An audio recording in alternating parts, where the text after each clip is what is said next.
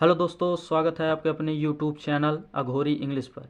मैं अपने पहले टेंस के वीडियो में अपने पहले चैनल का नाम ले लिया हूँ, जिसका नाम था पीए क्लासेस 2.0। अगर अभी तक आपने उस चैनल को सब्सक्राइब नहीं किया है तो आप उस पर भी जाकर सब्सक्राइब कर लीजिए। ये केवल इंग्लिश की एक चैनल होगी जिस पर मैं इंग्लिश की वीडियो बनाऊँगा ना।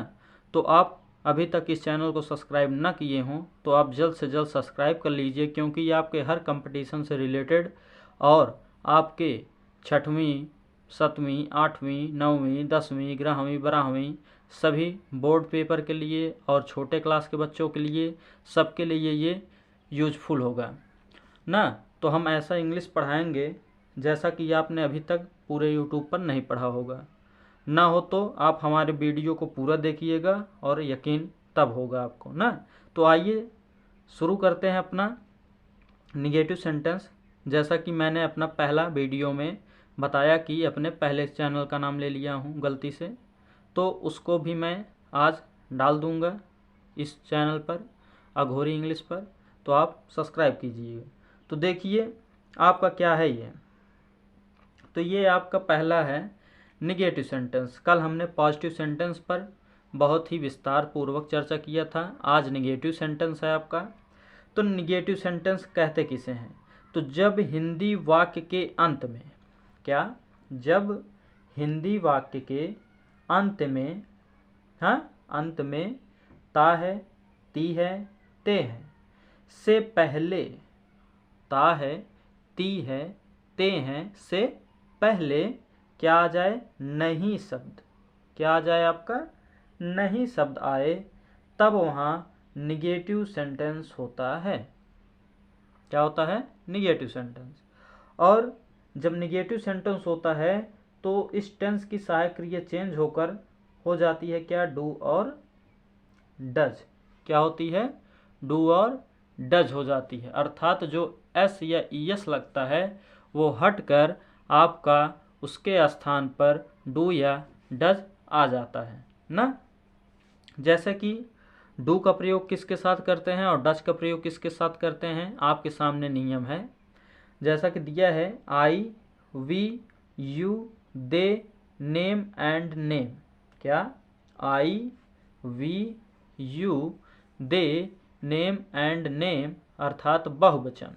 तो बहुवचन का सब्जेक्ट जो करता होगा उसके साथ हम अपनी हेल्पिंग वर्ब डू का प्रयोग करेंगे ना। और डू के साथ आपका आ जाएगा नॉट, तो डोंट ना। और डज के साथ आएगा नॉट, तो डजंट। इसी प्रकार से डज का प्रयोग करेंगे किसके साथ?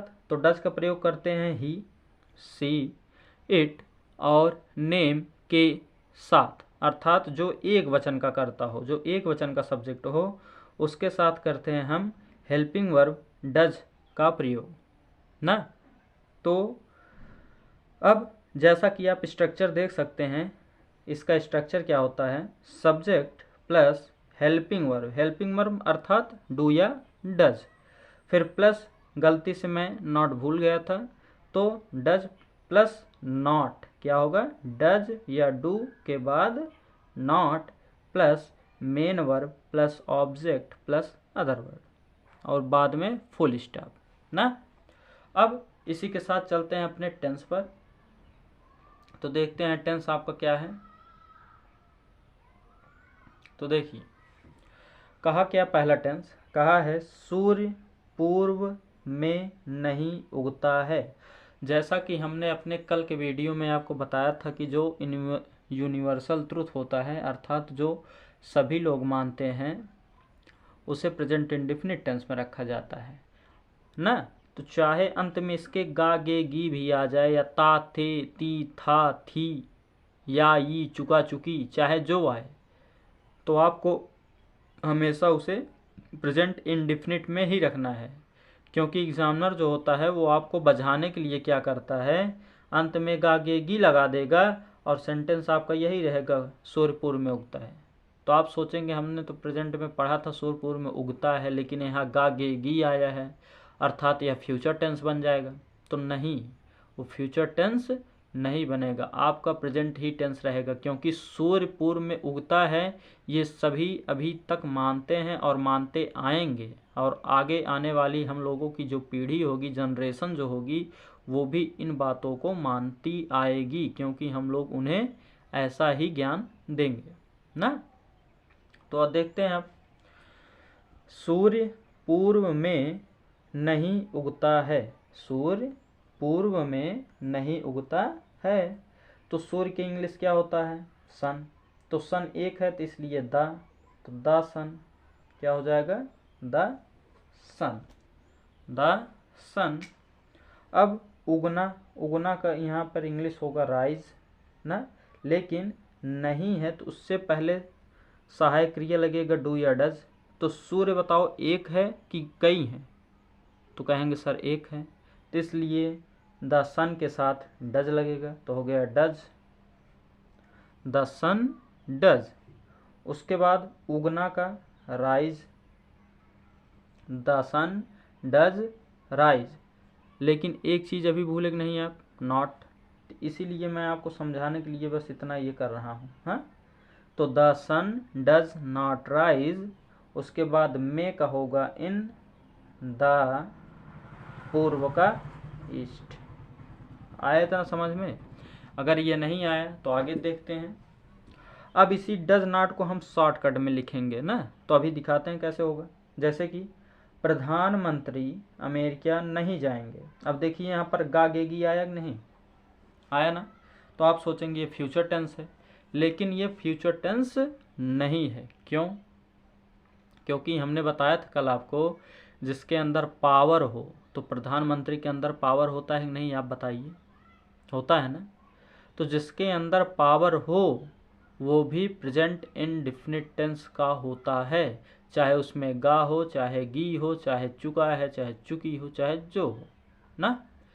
तो इसी के साथ ये प्रेजेंट इंडेफिनिट टेंस है, फ्यूचर नहीं है। तो प्रधानमंत्री तो होता है प्राइम मिनिस्टर, लेकिन इसे शॉर्टकट में लिखते हैं पीएम। तो पीएम। अब बताओ प्रधानमंत्री एक ही है ना भारत देश के, तो इसलिए एक वचन। और नहीं जाएंगे, तो जब एक है तो इनके साथ डज, तो ये हो गया आपका डज। लेकिन हमने अभी क्या कहा शॉर्टकट में, तो पीएम यहाँ पर एन लिख के कामा लगाएंगे, फिर टी लगा देंगे, तो ये हो गया प्राइम मिनिस्टर डजंट। क्या हुआ? Prime minister doesn't. उसके बाद जाना का गो टू अमेरिका, ये शहर का नाम है तो इसलिए कैपिटल लेटर होगा। हाँ, ये हो गया PM doesn't go to America. क्या हुआ? PM doesn't go to America. जैसा कि तीसरा आपका है पानी 100 सेंटीग्रेड सेल्सियस पर नहीं खौलता है ना। तो पानी का होता है वाटर, तो ये हो गया आपका वाटर। क्या हुआ? वाटर। अब नहीं खौलता है तो पानी बताइए एक ही है कि कई हैं? एक ही है, आप चाहे जहाँ भी जाएंगे उसे पानी ही बोलेंगे ना, तो इसलिए वाटर डजंट क्या हो जाएगा? डजंट। तो वाटर डजंट, खौलना का बॉयल, तो वाटर डजंट बॉइल्ड, और ये 100 डिग्री सेंटीग्रेड ताप पर ना, तो ऑन 100 सेंटीग्रेड टेम्परेचर ना, तो 100 centigrade temperature, on 100 centigrade temperature आया।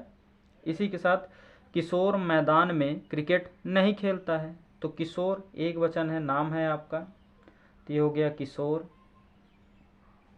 नहीं खेलता तो डजंट,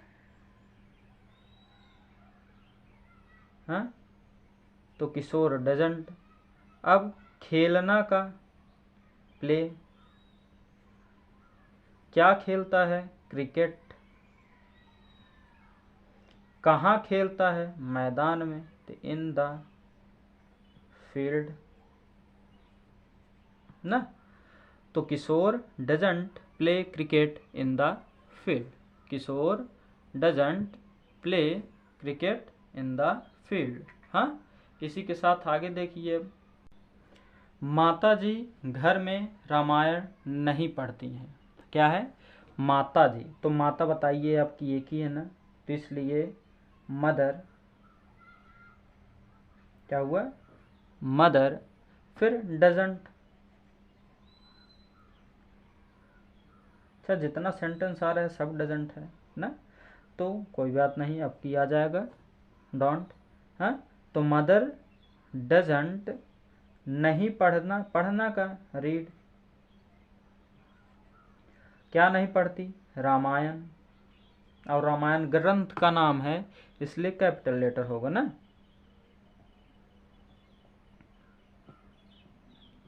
अब घर में इन एट लिख दी, एट होम ना। तो mother doesn't read Ramayana at home.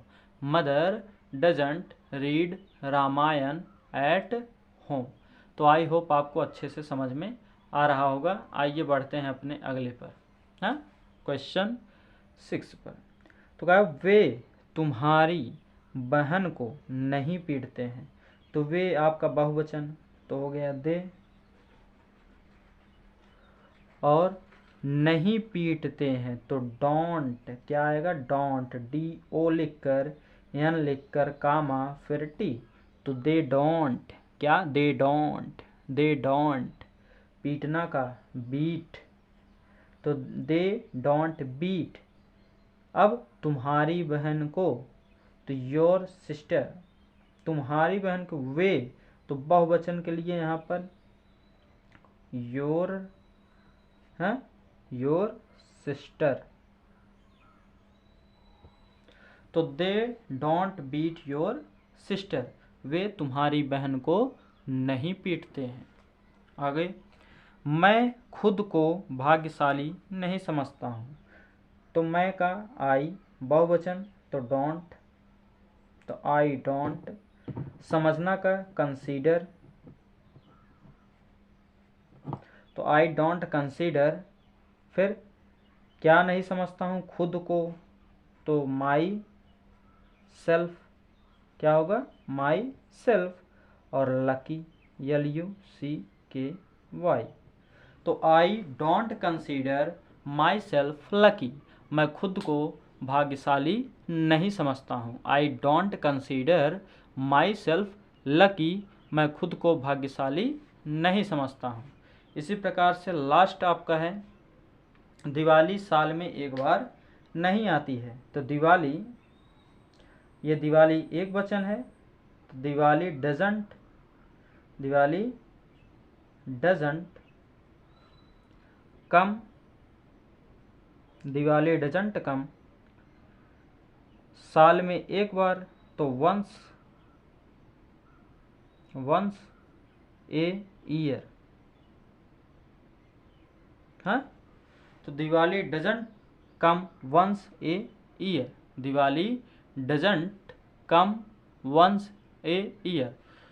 तो अगर दोस्तों आपको हमारा ये वीडियो अच्छा लगे और हमारा पढ़ाया हुआ, हमारा बताया हुआ आपको अच्छे से समझ में आ रहा हो ना, तो आप हमारे इस चैनल अर्थात इंग्लिश अघोरी, अर्थात अघोरी इंग्लिश को सब्सक्राइब करना ना भूलें, और अपने दोस्तों के साथ ज़्यादा से ज़्यादा मात्रा में इसे शेयर कीजिए, जिससे कि आपको हम अच्छे से अच्छे इंग्लिश के नॉलेज दे सकें। Thank you.